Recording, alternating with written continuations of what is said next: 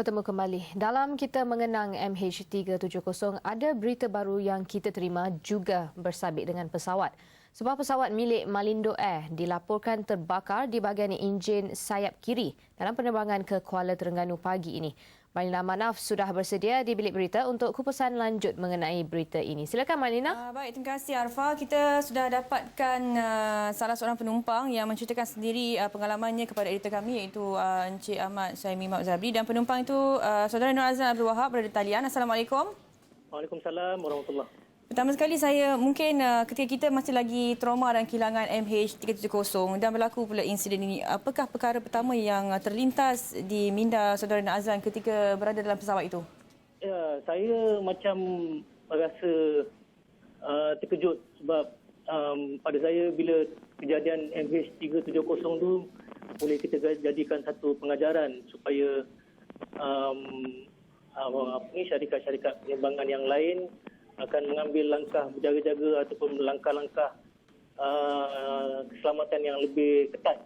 Tapi saya tak sangka kejadian pagi tadi berulang ketika kes ataupun pesawat MH370 masih lagi menjadi trauma di kalangan rakyat Malaysia. Saudara Azlan mungkin gambarkan suasana dalam pesawat itu. Bagaimana dengan reaksi penumpang-penumpang lain? Saya duduk di belakang. Pesawat tu agak penuh lah. Saya rasa lebih kurang dalam anggaran 50 orang. So bila dia terbang, sebenarnya masa mula dia nak take off tu ada percikan api dah keluar sebenarnya. Okey. So bila dia dah terbang lebih kurang dalam hampir 10 minit, api itu semakin besar dan tiba-tiba kipas yang di sebelah kiri terhenti. Dan pada ketika itu ketua pramugari dia agak panik sebenarnya. So saya sebenarnya tak sangka pramugari Malindo bertindak sedemikian sebab patutnya beliau menenangkan penumpang, tapi tindakan beliau tu agak memberikan kita satu gambaran yang agak cemas lah. So saya tak sangka lah pramugari Malindo bertindak demikian. Saudara Nur Azlan tadi katakan ketika mahu berlepas pesawat sudah dikesan mengeluarkan percikan api. Adakah perkara ini dimaklumkan kepada cabin crew ketika itu? Tidak. Sebenarnya percikan api itu pada penumpang-penumpang biasa macam saya ni, kita ingat percikan api itu macam biasalah kalau you tengok.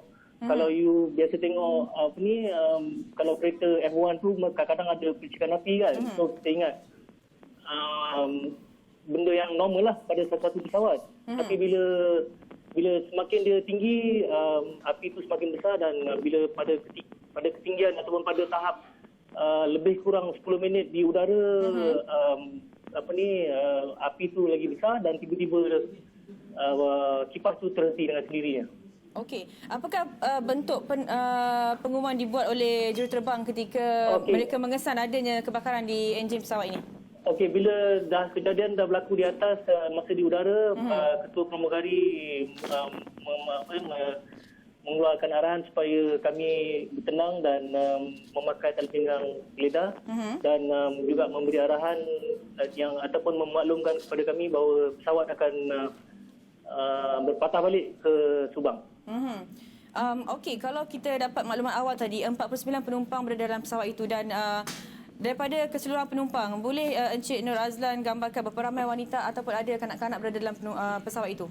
Saya rasa di sebelah saya ada seorang kanak-kanak, mungkin umurnya baby lah, mungkin umurnya dalam 4 ke 5 bulan bersama ibu dia.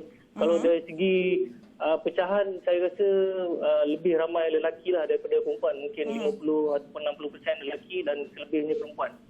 So reaksi mereka semua adakah sama macam Cik Nur Azlan? Saya rasa sama sebab terutamanya pada penumpang-penumpang yang duduk di sebelah kiri yang menyaksikan di depan mata mereka kebakaran enjin di sebelah kiri. So ada juga penumpang-penumpang Mak Saleh ni yang betul-betul berada di tepi pesawat yang agak panik lah dengan situasi yang berlaku dalam pesawat tadi. Tadi Encik Azlan katakan berkenaan dengan cabin crew yang umpamanya panik dan tak bersedia untuk berdepan dengan situasi ini.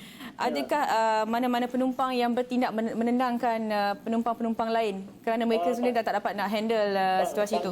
Tak ada. Cuma saya rasa ialah masing-masing buat ikut arahan ketua pramugari supaya duduk di tempat masing-masing dan menunggu sajalah pesawat berpatah balik ke lapangan terbang Subang. Okey, ketika mendarat pesawat itu adakah dia mendarat dengan impak yang bagaimana? Yes. Ada sedikit hentakan yang kuat.